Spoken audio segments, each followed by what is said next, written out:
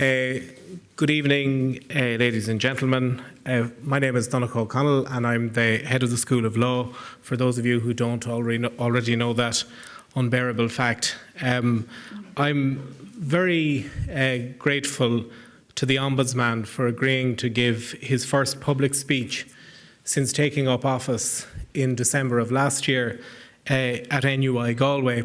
And on your behalf, I would like to wish him very well on his appointment in what is a very, very important job in this state. He comes into office at a critical time where I think there is a growing awareness of the distinction between a public sector ombudsman and a public services ombudsman. And at a time when public services are delivered sometimes poorly, sometimes well, by parties that are not in the public sector, I think it is vital that we have an ombudsman for public services as opposed to an ombudsman for the public sector. I think it's vital also that the place of the ombudsman in the scheme of things is secured and enhanced. To my mind, the ombudsman should be at the apex of the accountability superstructure of the state, with a clear and accepted independence from the executive and with secure and respected ties to Parliament. The most effective way, and I've spoken about this previously, to secure this is through constitutional recognition of the office of the Ombudsman along the lines of the recognition given to the office of the Controller and Auditor General as part of a deeper political reform package aimed at recalibrating our democracy. I think this would also provide an opportunity to address other design flaws in accountability mechanisms, such as, for example, the Garda Síochána Ombudsman Commission and the Irish Human Rights and Equality Commission. These offices could, I think, be brought within the constitutionally protected ambit of a re-empowered office of Ombudsman in a way that I think would yield very tangible results.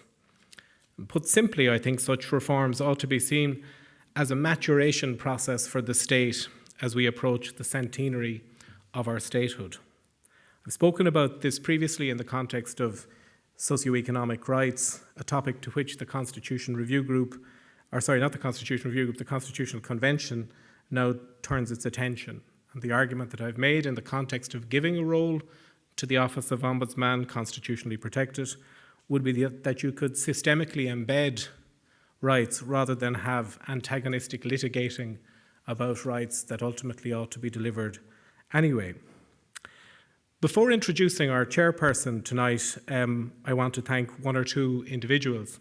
I want to start by thanking my colleague, Charles O'Mahony. This is a big week for Charles O'Mahony, and I won't say why, but you can all guess. And it's extraordinary that he has put so much effort into organising this event and into getting a very good crowd to the Aula Maxima on a wet Wednesday night. And I would be, on your behalf, very, very grateful to him for doing so with his usual goodwill, good humour and efficiency. I'd also like to thank Robin from the Buildings Office for organising this hall for us. This was meant to be a venue for a History Society event, and they very kindly moved to another venue to give us this very nice venue for the evening. Rihanna Hughes also assisted with that, and I'd like to thank Cormac from Audiovisual for helping us as well on the night. Of course, I would like to thank the President, Jim Brown, who is here for the evening. We're extremely grateful to the President for his support to the school, but also, as he always does, for turning up for these kind of events and waiting to hear our speakers. It is indeed a great honour that you do that, particularly when your schedule is so full. And finally, in relation to the people that I want to thank, I think it's really important that I thank the Programme Director of the LL.M in Public Law, Marie McGonigal, who has been the Programme Director of this wonderful programme since it began. And she hates when she's thanked publicly, so I know I'm going to get killed for doing so afterwards, but I simply cannot let this occasion pass without acknowledging the tremendous work that she has done to both secure and maintain the highest standards on a programme that is that stands up to comparison with any postgraduate programme in law. Very proud myself to have been associated with the programme, but Marie deserves all of the credit for keeping that, and this will be the last year that she is the director of the programme, so I would really like, on your behalf, to thank her for for her work down through the years. So,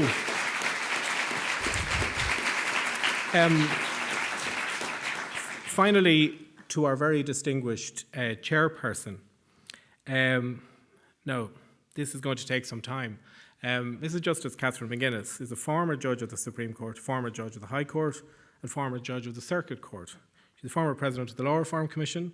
She's a former senator, but she's not a has-been. She's currently chairperson of Governing Authority at NUI Galway, an adjunct professor of law in the School of Law at NUI Galway, and has been associated with the LL.M in public law since its inception. She's a member of the Council of State of the current president, and she was a member of the Council of State of President Hillary. She was inducted into the Irish Tatler Woman of the Year Hall of Fame in 2012. I don't know who else is in that Hall of Fame, but they're all women. And she's a chairperson of the Forum on End of Life, which is one of her less cheerful activities. And she's recently become, and there isn't a title for this, but she's in charge of an independent body that's looking at pylons and whether they're overground or underground, and whether they are in Northern Ireland or in this part of the island of Ireland. And having listed all of those amazing credentials, I should also point out that she retired a number of years ago. And so I cannot begin to say how delighted we are to be associated with Catherine. She's just an extraordinary, we used to say she was a friend of the school. She's now a friend. She's just amazingly supportive and a great colleague in her honorary capacity. And she adds extraordinary lustre to everything that we do, and we're very, very grateful to her for that. So I'm going to hand over to Catherine, who will introduce properly the Ombudsman, and I hope you have a very enjoyable evening.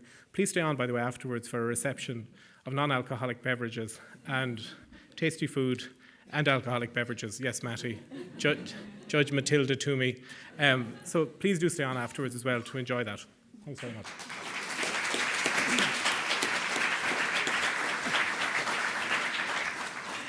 Good evening, everybody. There's nothing quite so appallingly embarrassing as being introduced by Donncha. Thank you very much indeed for your kind welcome. And I'm here, of course, to welcome Peter Tyndall, the Ombudsman. And as I'm sure you know, ombudspeople are in the news these days, but he is hopefully hoping to have a relatively peaceful life as compared with what's going on in the political field at the moment. Peter Tyndall received his warrant of appointment as Ombudsman and Information Commissioner from President Higgins, another friend of NUIG, of course, on the 2nd of December 2013. He succeeded Emily O'Reilly and will also serve as Commissioner for Environmental Information. And as such, no doubt he will be overseeing what I'm supposed to be doing about the pylons. And he also will be an ex officio member of the Standards and Public Office Commission, the Office of Commissioner of the Commission for Public Service Appointments, the Referendum Commission and the Constituency Commission. So he's scarcely going to be idle during his period of office, especially as we have so many referenda at the moment. He'll certainly be kept busy. Mr. Tyndall was Public Services Ombudsman for Wales since 2008, dealing with complaints concerning public organisations responsible for delivering services devolved to the Welsh Government, including health, social care, housing and local government. He worked during that period to modernise that office and to provide prompt and effective resolution of complaints and to drive improvement in the public services. Prior to becoming Ombudsman for Wales, Peter Tyndall was the Chief Executive of the Arts Council of Wales, so that his expertise spreads across a lot of different fields. He was previously head of education and culture for the Welsh Local Government Association, and before that he worked in a variety of senior positions in housing and social care. So he really knows all sides of the public service and is ideally suited to oversee our public service here. He recently served as a 2-year term as chairman of the British and Irish Ombudsman Association and is a member of the World and European boards of the International Ombudsman Institute and has spoken and published extensively on ombudsman issues. But although he has been so long in Wales, he's actually one of our own. He's originally from Dublin, but has lived and worked in Wales for more than 30 years. He has an MSc in Strategic Management from Cardiff University and finally is married with 3 daughters, so that would no doubt keep his feet well on the ground. I'm only delighted to welcome Mr. Tyndall, the new Ombudsman, and we are very much delighted that that he's come to speak for his first public address here to us in the National University of Ireland in Galway. Thank you very much.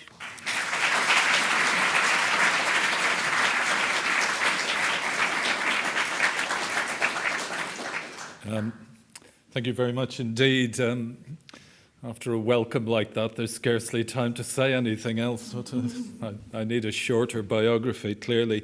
I was asked at one stage whether having been chief executive of an arts council had the remotest relevance to being an ombudsman. And I just reflected at the time that we used to have 2 categories of clients. We had the people we didn't give any money to, and the people we didn't give enough money to. And managing expectations in that particular arena, I think, gets you ready for any amount of public controversy. But I do hope, as was said, that the office will be less enmired in public controversy than our unfortunate colleagues in the Garda Ombudsman. But I think it does, and I will say a little bit about the independence of the institution as I go on.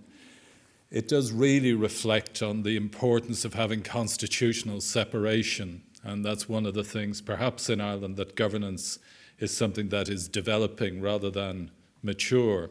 And I think we have some way to go. We've heard a number of issues recently. We've had, for instance, judges talking about the appointment process. We've had the issue of the Garda Ombudsman. All of those kinds of things reflect on the fact that we do have some way to go, but we have also come some considerable way. I want to start by thanking the university for this opportunity to speak here, my first public speech since taking on the role. It gave me a chance to learn some of the things I might need to know to answer questions, but I'm not taking hard ones, just so you know. It's appropriate that it should be part of the celebration of 10 years of the LL.M here in Galway, and its achievements are considerable. It's also the 30th year of the Office of the Ombudsman in Ireland, and I want to reflect a little on the development of that office. But first, a little historical background. It's in fact more than 200 years since the first Ombudsman institution was created of a kind that we would recognise. It actually came out of the return to constitutional monarchy in Sweden, when the view was taken that there needed to be some representative of the people who could block a return to totalitarianism. Now, frankly, most of what we deal with day to day has very little to do with blocking a return to totalitarianism. But when you meet colleagues from, for instance, Africa, or for some of the emerging democracies in Eastern Europe, it's very clear that that original role of the Ombudsman, speaking out for people against the oppressive nature of the state, still has a resonance for some of those colleagues. But it's not to Sweden that most modern ombudsman institutions look. It's to Denmark, which in 1955 came up with its parliamentary ombudsman, an ombudsman who in fact is elected by the parliament rather than appointed by government. It It doesn't have, like the Swedish Ombudsman, oversight of the courts and the prisons. Our colleagues in Sweden spend a lot of time making sure that judges are doing their jobs properly, whereas judges spend a lot of time making sure that we're doing our jobs properly in Ireland. But the Ombudsman in Denmark could investigate complaints either from people using public services in relation to all matters of public governance, but particularly the concept of maladministration. So a lot of European ombudsmen of the older school will talk of the rule of law, which in the context of your course, of course, is particularly relevant. But in fact, ombudsmen, by and large, are looking at something slightly different to the rule of law. They're looking to see whether people have been treated fairly, whether they've had their entitlements, and they're looking to hold governments to account. And I'll say some more about that. Now, the Danish Ombudsman can investigate both individual cases and problems affecting many people, so-called systemic investigations. The model that they adopted has been widely adopted across the world and is very close to the model we have here in Ireland. The widespread of the Ombudsman concept is evidenced by the fact that the International Ombudsman Institute now has members in more than 90 countries. So it's an idea that clearly has found a resonance in democracies and, in fact, in some countries which are still some way beyond democracy in many parts of the world. First Ombudsman in Ireland was Michael Mills. He was appointed by the President in January 1984, appropriately. And in some ways, the tradition in countries, it's interesting the way it works, because he was a journalist. And of course, as was Emily O'Reilly, so there's kind of an expectation in Ireland that an ombudsman might be a journalist, though in fact, as far as I know, Ireland is the only country to have appointed journalists as ombudsman. And in other countries, you have people with very different backgrounds taking on the job. Michael was often commended for his integrity. He was known for his strong views and was always prepared to fight for justice. It wasn't always an easy time. When the office displeased government in its early days, its budget was actually reduced quite substantially. Cuts from 1986 onwards had such an impact on the office that it looked as though it might have to close. Michael was forced to make a public stand, and he reported to the Oireachtas that the office could no longer function, and eventually resources were restored. But I think it was an important victory. It has two elements to it which are important. One of them is that independence of itself, constitutional independence, is one thing, but if you haven't the money to do the job, then the independence is not worth an awful lot. But the other point was that Michael's appeal was to the Oireachtas, to the Parliament, and in that sense, you could see that the office was not relating to government, because services provided by government were very much within the remit of the office. It was, in fact, appealing beyond government to the democratic body to have its resources restored, and successfully, as it turned out. Michael was succeeded by Kevin Murphy. He was a former Secretary General in the Department of Finance, very well respected, but I think there was a degree of suspicion at the time that appointing somebody who was so much a government insider would in fact be detrimental to the independence of the office. Well, in fact, the reverse largely proved to be the case, because, of course, Michael knew where the bodies were buried and which cupboards the skeletons were in, and in fact had Kevin and was a very astute judge of when things that were being told to him were simply implausible. He had a number of successful battles with the system, including redress for taxpayers investigation, which involved people who'd been wrongly overtaxed in the 80s. And it not only provided repayments for those concerned, but resulted in a scheme of compensation for loss of value in respect of refunds of taxes. And that notion of ombudsmen trying to put people back in the position they would have been in had they not suffered an injustice is very important to the concept. Kevin was also appointed Ireland's first Information Commissioner. And The role of Information Commissioner is to deal with appeals of decisions made by public bodies on freedom of information requests. The office produced clear, comprehensive, well-argued decisions that not only stood up to legal challenge in the courts, but to scrutiny from academics and public bodies. Kevin used the introduction of the radical new Freedom of Information Act to promote and foster an attitude of openness among public bodies. Kevin retired as Ombudsman and Information Commissioner in 2003 and sadly passed away in 2012 after a lifetime of service to the people of Ireland.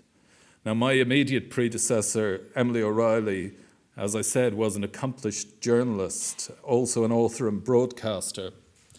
Apart from taking on the roles of Ombudsman and Information Commissioner, Emily was also appointed Ireland's first Commissioner for Environmental Information.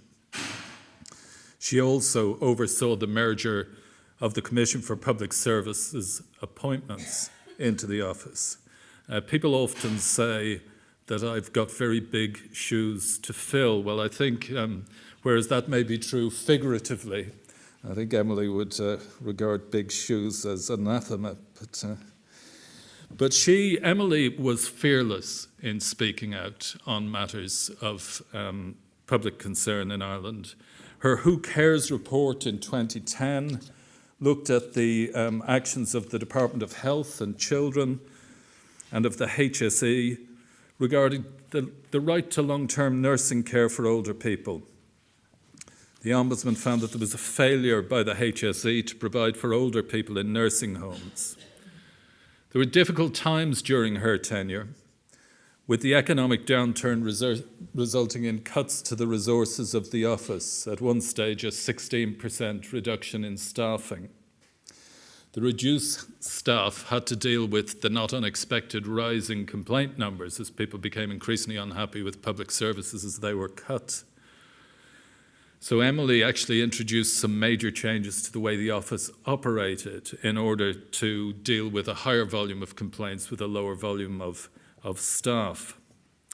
Although the resource position has improved, though, I think one of my concerns and one of the things I'm going to need to address is that there are residual backlogs in the work of the office, which I think in the end need to be dealt with. The earlier you can deal with a complaint, the easier it is to resolve it. Things are still fresh in people's minds. During 2012, in her final year as Ombudsman, the Ombudsman Amendment Act was enacted. As this was initially proposed originally back in 1987, it was quite a long time to wait for change, and I will talk more about the implications of the Act in a moment. Emily's high reputation at home and abroad was reflected in her appointment as European Ombudsman last year. We were also reflecting that her formidable organisational talents had quite a bit to do with it as well. She's already had a significant impact and has demonstrated her fearlessness and tenacity in typical style by taking on 2 European superpowers in her early days. I'm speaking of Barcelona and Real Madrid, who stand accused of benefiting from unfair tax advantages. And in case there isn't anyone who hasn't heard of them, they're apparently Spanish football clubs. The Ombudsman Amendment Act marked a major step forward in the development of the office. It saw an extension of our remit to cover the administrative actions of around 200 additional reviewable agencies who are now subject to examination by the Ombudsman, including all publicly funded third-level education institutions such as NUI Galway, all other universities, the SUSI, of course, who provided us with plenty of work early on, but who seem to be getting better, but I'm sure in questions afterwards you can clarify those points. Agencies like HICWA and the National Transport Authority, and certain functions of some agencies such as the Legal Aid Board and the Courts Service. There's now a duty on reviewable agencies to provide reasonable assistance and guidance to the public to ensure that they're dealt with fairly and impartially. and to supply information on any rights of appeal or review they may have. I can now apply through the Circuit Court for an order directing that a reviewable agency provide information or documents to the Ombudsman. Previously, there'd been no legal obligation to do so, and clearly it's impossible to do the work unless you can have access to the records. And the Ombudsman can now seek clarification on the interpretation on questions of law from the High Court where it's considered necessary. For example, if a certain provision is unclear or if a public body's interpretation differs from that of the Ombudsman, and I'm not speaking here, of course, of the Department of Health. One element of the legislation which is due to be implemented soon is the extension to bodies with significant public funding. One of the issues that's arisen, and Donncha touched on it in his opening remarks, is that many public services are no longer delivered by public bodies. They're delivered instead by private sector or voluntary bodies. Now, to some extent, where that's being done on the basis of a contract with a body which is charged with delivering public services, so if they're a contractor working on behalf of a local authority or the HSE, then they are in jurisdiction already. But there are many organisations that receive substantial public funds and where the people using their services have no access to redress independently if they can't get satisfaction where they are. I will return to that theme again later. I thought it might be useful to illustrate the work of the office with some examples of the kinds of cases that get dealt with. In January, I published a report of my investigation following a refusal by the HSE to award a long-term illness card to a boy diagnosed with attention deficit hyperactivity disorder, ADHD. They refused the card on the grounds that the boy didn't meet the medical criteria for eligibility. The complainant said that her son did meet the criteria and that had she lived elsewhere in Ireland, they happen to live in Wexford as it happens, her son would have been awarded a card. Now, the regulations say that ADHD is a mental illness. Part of my difficulty in dealing with this is that I think it probably isn't, but that's a different story. For the purpose of this, in order to get the funding, you have to prove that somebody has got significant disadvantage as a consequence of it. But what I found was that in some areas, people were getting a service, they were getting funding. In other parts of Ireland, people with exactly the same condition were getting no support. Now, as a result of my intervention, the HSE issued the card to Mrs. Kelly, and however, in response to a draft report, it said initially that it would simply no longer accept people onto the scheme where ADHD was the disorder involved. So in that sense, it could have been a Pyrrhic victory. They accept they weren't dealing with it fairly, so they're not going to do it at all. But following some should we say, lively discussions, they agreed not only to award the card, but to refund the cost of medications, but to administer the scheme on a uniform basis across Ireland. Now, why I've chosen that particular case is because what it illustrates is that often ombudsmen are dealing with cases apparently affecting one individual. But in fact, the consequence of investigating and resolving the case is that many other people who are affected elsewhere in the country or elsewhere in that particular locality also benefit. And I will come back again, as I say, to that point. And another example of a systemic investigation which didn't start out as such was a woman who was turned down for a housing transfer following serious social problems and a fire. Now, the council said that all transfers had been suspended due to financial constraints, except in exceptional medical or social circumstances. And typically, one of the things we often find, we looked to see the records for the case, to see the basis upon which decisions had made, how people had recorded it, what was the basis of the decision, where the procedures were, and what we found was a great deal of nothing at all. So, following our intervention, that complainant was placed properly on the transfer list, but also the whole administrative procedures for the council were changed, a database was introduced, there was a proper objective process put in place. Now, there are some cases locally. We saw a case in County Roscommon, local enough, where a woman had 2 properties which were taken into account in determining that her income was her resources were too high.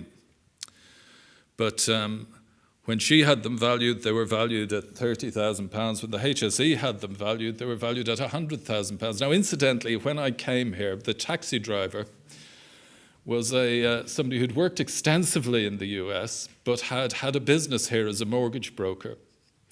And the notion, I think, to him when he was talking about the collapse of the housing market in the west of Ireland, and he specifically mentioned Roscommon, that 2 adjoining run-down small houses would be worth £100,000 in the current climate would be a bit of a anathema. So after our intervention, they got somebody else to value them, and not surprisingly, they weren't worth that amount, and the payment was made. So some of the cases we deal with, I think those are, in a sense, they're important financial issues for the people and the impact on their lives. But I think we also see a lot of the health cases are particularly difficult. One of my concerns here is that in my previous life, clinical judgment was part of my jurisdiction. So that if somebody complained about the treatment that their relative or they themselves had received in hospital, I could actually look at that. In this post, clinical judgment is outside my jurisdiction. I think that's something in the future I'd want to see change. But nonetheless, particular case in Galway, the University Hospital, elderly woman had clearly difficulties, wasn't properly assessed, and she died very soon after being discharged. And they obviously had failed to identify significant symptoms because they hadn't conducted an examination properly. They hadn't conducted several examinations properly, and neither had they documented the examinations. And there have been changes made in the processes at the hospital now to ensure that people are properly examined and that the records of those examinations are kept. There's a quality improvement process. There's random audit of charts to ensure that all clinical staff are compliant. And so in that instance, although we were too late to be of assistance to the person concerned, other people in the future will benefit. People using public services expect that they'll receive their entitlements and be treated fairly. In order to achieve that, they expect public bodies will have good administration. In fact, there's now a right to good administration in the European Union after Lisbon, and that there will be access to redress when things go wrong, as they inevitably will, even in the best-run organisations. This redress can either be provided in-house or, where this fails to resolve a dispute, through independent processes. And the system of redress associated with public services is often classified as administrative justice. I believe the Ombudsman is an integral part of administrative justice. It's been variously defined, but perhaps the definition offered by Buck, Kirkham and Thompson in their publication, The Ombudsman Enterprise in Administrative Justice, provides a useful summary. They say there's 3 elements: all initial decision-making by public bodies impacting on citizens, all redress mechanisms available in relation to the initial decision, and the network of governance and accountability relationships surrounding the public bodies tasked with decision-making impacting upon citizens and those tasked with providing remedies. The Law Commission for England and Wales suggested that administrative justice can be considered to have four major components, which they describe as the four pillars. I tend to think it's more helpful to think of them as domains. The first domain is internal complaint schemes. They should provide an informal, efficient and inexpensive resolution of complaints for both the complainant and public body involved. Second domain is that provided by tribunals and occasionally public inquiries. Now, tribunals in Ireland, of course, have a particular resonance and tend to be associated with lengthy and expensive processes. Elsewhere, however, tribunals are generally regarded as offering a simple, less formal alternative to the courts. Third domain is public sector ombudsman. We offer another non-court-based form of redress based on an inquisitorial rather than an adversarial approach. Service is free, objective, focuses on fairness, and isn't confined to compliance with legal or procedural requirements. The fourth and final domain of the administrative justice system is the courts. While the first three pillars of redress are vital to providing an effective system of administrative accountability, these non-court avenues will not be able to provide appropriate redress in all cases. In practice, there'll always be instances that for various reasons require the court's attention, particularly where the case hinges on the interpretation of a legal point or where the complainant is seeking compensation or a substantial financial settlement. The role of the Ombudsman is to determine whether the public body complained about has caused an injustice to a service user through a failure on its part, and if so, to seek to put it right. In some cases, it is possible to put the service user back in the situation they would have been in had the maladministration or service failure not occurred. Otherwise, it may be necessary to provide other redress where the damage cannot be undone. The Ombudsman role is unique because, firstly, it requires a dispassionate consideration of the facts. There's often a presumption that the role of the Ombudsman is to be an advocate for the citizen or user of public services. That's only partly true. It's true if, after objective and dispassionate consideration, you determine that there has been a failure. Then it's your job as Ombudsman to make sure that that's put right. But in the first instance, the Ombudsman is expected to look at the facts of the case and to reach a judgment on the basis of those facts and not to make a presumption in favour of either side in the particular dispute. There is a dimension, however, to the work of the Ombudsman that I've touched on that's more developed than that of any other domain of the administrative justice system, and that is putting systems right. Many complainants are clear that what they want to achieve is not just an explanation and an apology for what happened to them. They also want to make sure that it's not going to happen to anyone else in the future. To achieve that, you have to give some thought to the causes of things going wrong. Sometimes it's a one-off mistake, a human error perhaps that couldn't have been foreseen or is unlikely to be repeated. On other occasions, the error is one arising from failures by the individual delivering the service. In these cases, there may be a range of actions available: disciplinary action or a referral to a professional body, for instance, training, support, better management. I should say, though, that all of those things are matters for employers, not for the Ombudsman, though quite a number of complainants would like me to arrange for the Chief Executive, if not to be shot, at least to be fired. But sadly, the jurisdiction doesn't stretch that far as yet. Other failures arise from systems which don't work properly. It can be poor management, it can be flawed processes, bad record keeping. I've mentioned some of them, often failures in communication. In those instances, Ombudsmen will make systemic recommendations designed to bring about changes to correct the propensity of the system to deliver poor outcomes.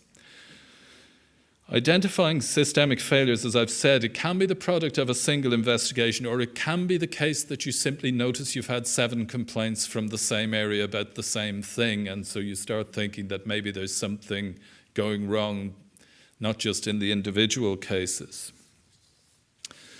But sometimes it can be clear to the Ombudsman that the failure or injustice arises from problems with the legislation or guidance. The motorised transport grant, which Emily O'Reilly was one of her final reports as Ombudsman, is a fine example of that. The scheme was being operated in a way that people with disabilities who required support with transport were eligible for that up to the pensionable age, but that older people whose disability was acquired because of their old age were not eligible. Now, clearly, that's inconsistent with the Equality Act.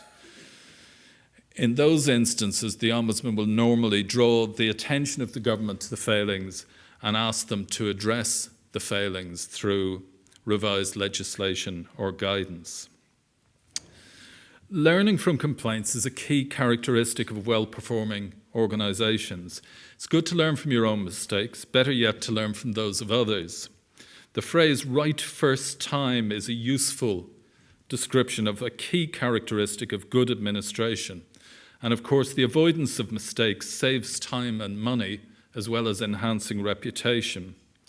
One of the key innovations I'm promoting is a new case digest to be issued quarterly from this summer.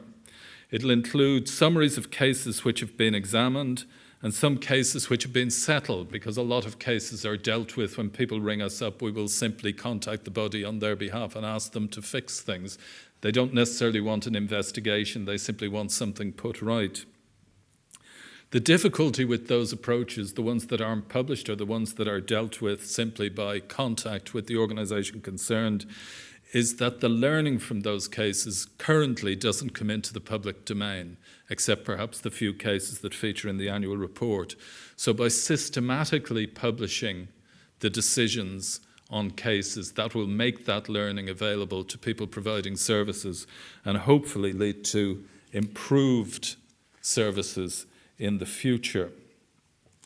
I also believe that organisations, public service providers, should be aggregating their own learning in the same way. So that, for instance, hospitals will have clinical incidents of things going wrong, they will have court cases against them, they might have an ombudsman's case, there'll be issues they deal with through their own complaint system. Unless you aggregate that all information in a sensible way, it simply doesn't drive the change processes that are required to stop you continuing to repeat your mistakes. In a previous life, I dealt with 3 cases in a row of people at the ends of their lives having poor treatment, lack of nutrition, hydration, all of those things. They were spread over time. At the end of each case, I was given assurances, all in the same hospital, that systems had been put in place to make sure the same thing could never happen again, and then another case would come through the door. And then we got eventually, somebody wrote in with a case that was 10 years old, now, which had the same characteristics. And you just thought, this needs much more dramatic intervention. But that shows the way organisations do have a propensity not to learn. Ultimately, in that instance, both the chief executive and the chair resigned from that health board, and other people took their places to try and put right something that had been left going wrong for all too long. And I spoke a little bit about governance. It seems to me there's often people sat on boards charged with the governance of these organisations, non-executive directors. And one of the things that often happens is they accept reassurances from management that everything's being fixed. And for my money, those people need to get out and see for themselves. Don't take it.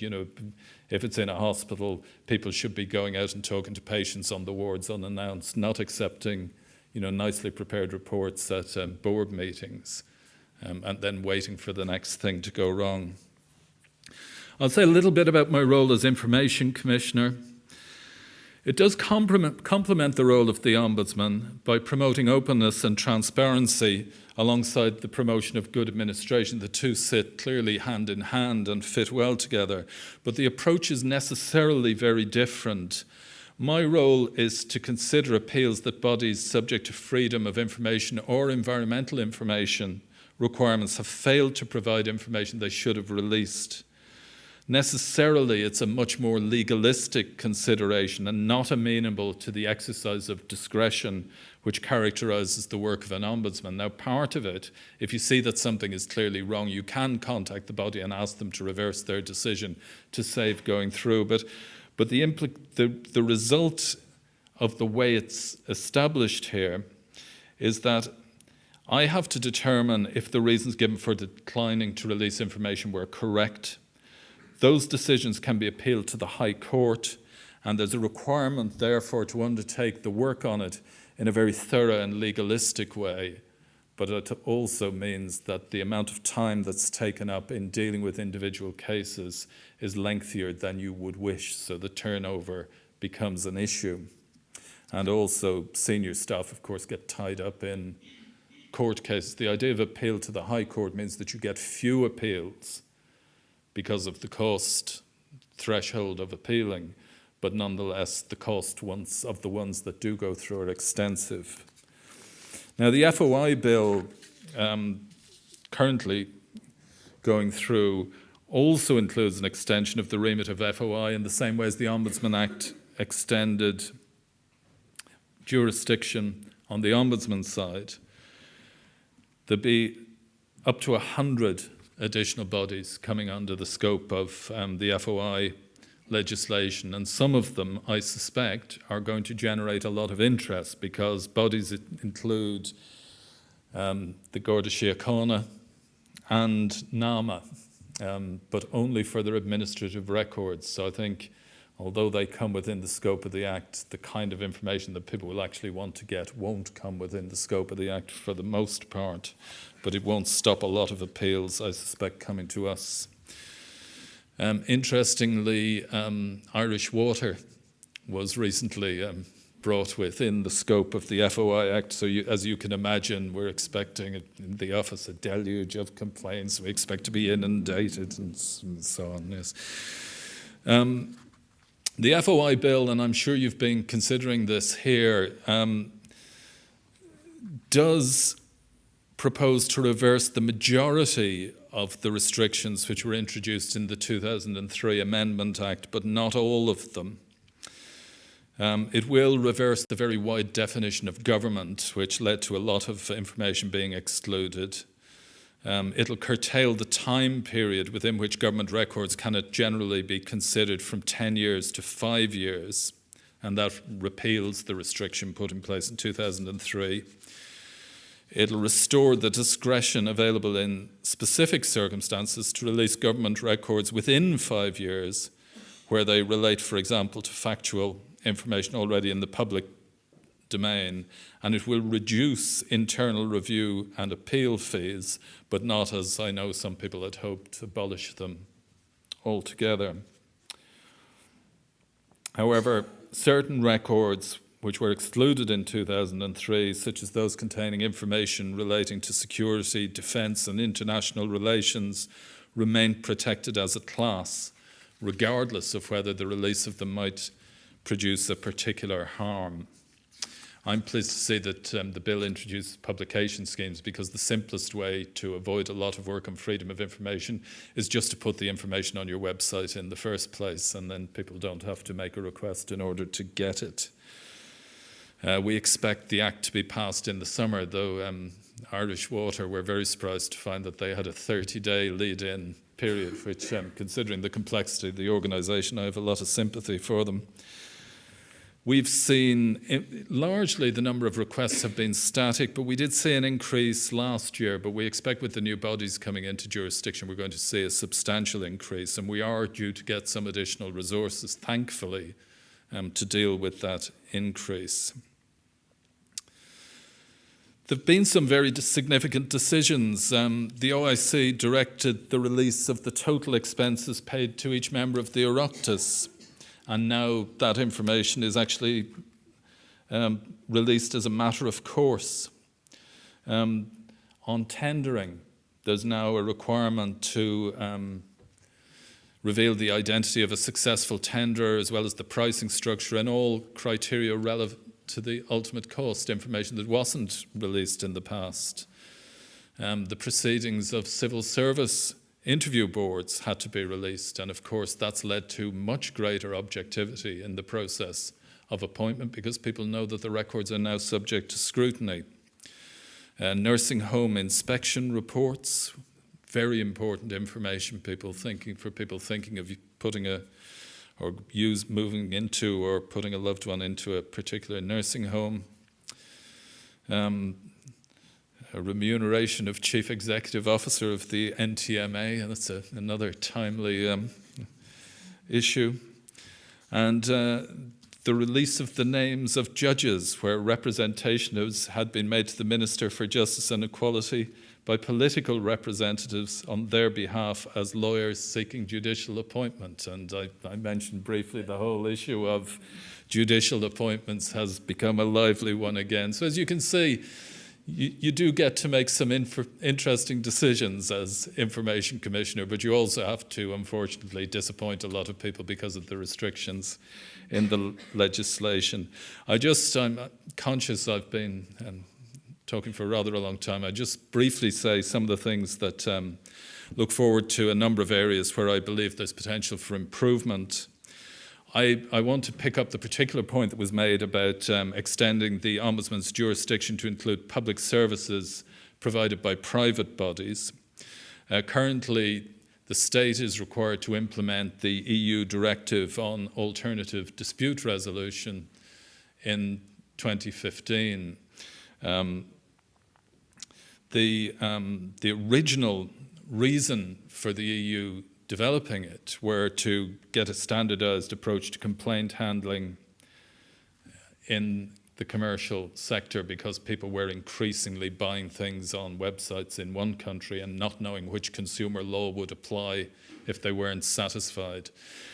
So that's one area I want to touch on. I want to talk about the benefits of adopting a standardized approach to complaint handling across the public sector, the development of a single portal for complaints, and the benefits of affording the office constitutional status.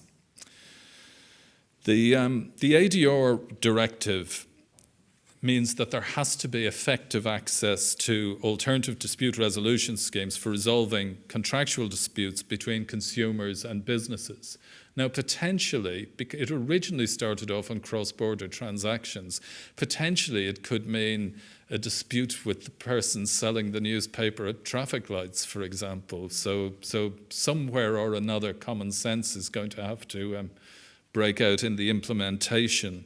But the requirement is that alternative dispute resolution entities will have to meet certain quality criteria, which are very little different to the criteria that would ordinarily be used for the recognition of ombudsman schemes, being independent, objective, free to the consumer, and so on. Over the years, many services formerly in the public sector have been privatised. We talked about water, but also energy suppliers, telecoms, transport, often categorised as network services. Well, when all services are provided by the state, there's little issue about access to redress. You simply go to the Public Services Ombudsman. But if services are privatised, then access to redress can be lost. Now, our presumption had been that Irish Water would remain within jurisdiction. It's not entirely clear now whether that will in fact be the case. So what it means is that people in the past who could have come to an ombudsman with a complaint in the future may have nowhere to go. Now, people say there are regulators, and there are regulators, but they do not deal with complaints from individuals. They deal with investigations, setting standards, and so on. Now, under the EU directive, all of the network services, including post, electricity, gas, public transport, and telecom, there will have to be ADR entities which can potentially cover those. My view is that they should come within the jurisdiction of the Ombudsman. This is my particular point.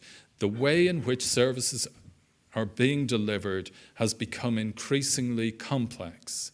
You look at somebody like Irish Water, just as an example, they themselves have contractors fitting water meters. They have service level agreements with local authorities to maintain the network. The council also have contractors. When something goes wrong, where do you go?